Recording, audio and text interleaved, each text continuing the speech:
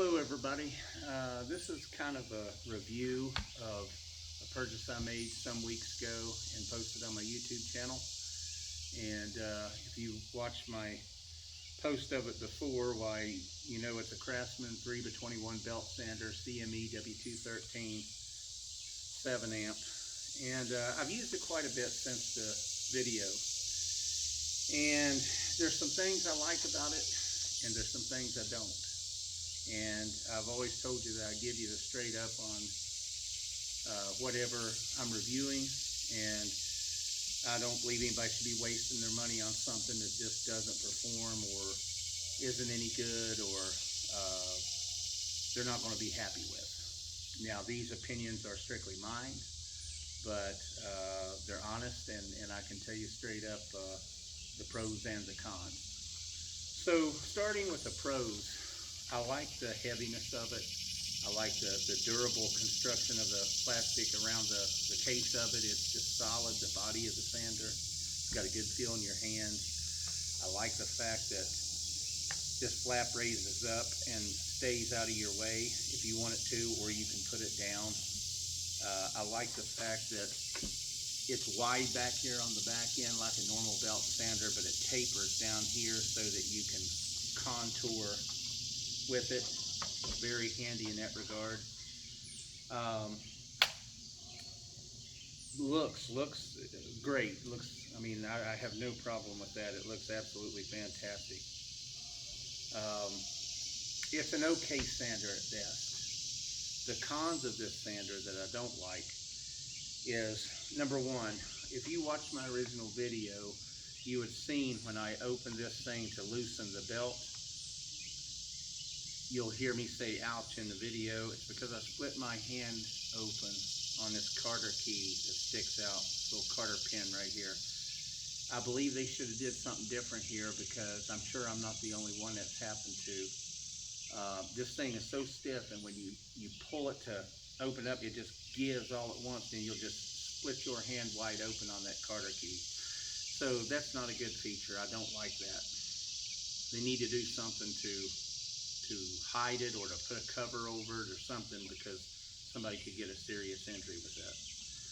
The next thing I don't like about this sander is when I flip it up on its top like this, and let's say that I've got it supported so that it's straight and solid, I like to sand things on top of it.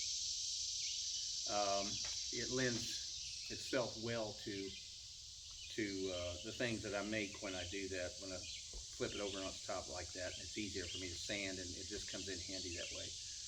What I don't like about it though is when you flip it over on its top and you sand something, and I'm not talking about nothing extremely hard to sand or should be a strain on this sander in any way, shape, form, or fashion.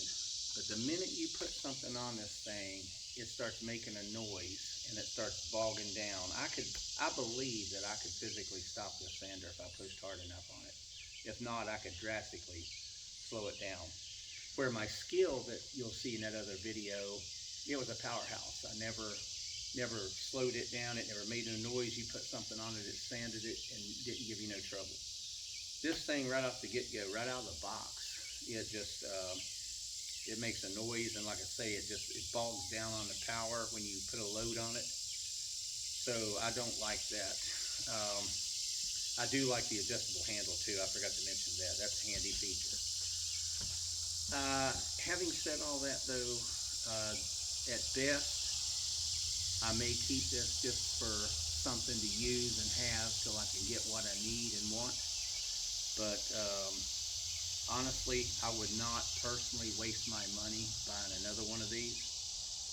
I'm not at all satisfied with it. And you know, to each their own. I mean, if it may work well for you, it may be something you would like.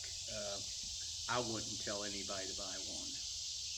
And I can't truthfully give it a great review because, like I say, for me, the fact that you can split your hand open by just changing your belt, or you can bog it down by putting a little bit of a load on it, not even that much of a load, not near what this thing should handle. Those are deal breakers for me. So with that being said, I personally wouldn't recommend it. I try to give you the truth. I try to give it to you straight up on how it performs, because as I say, I would not want you to waste your money on something that doesn't work or doesn't work for you. So take that for what it's worth. If you found this video useful, give me a like. And if you would, and you want to see more of this kind of content or anything wood related, that projects I do out of wood or whatever, why consider subscribing. And we'll see you the next time on the next video. Thank you.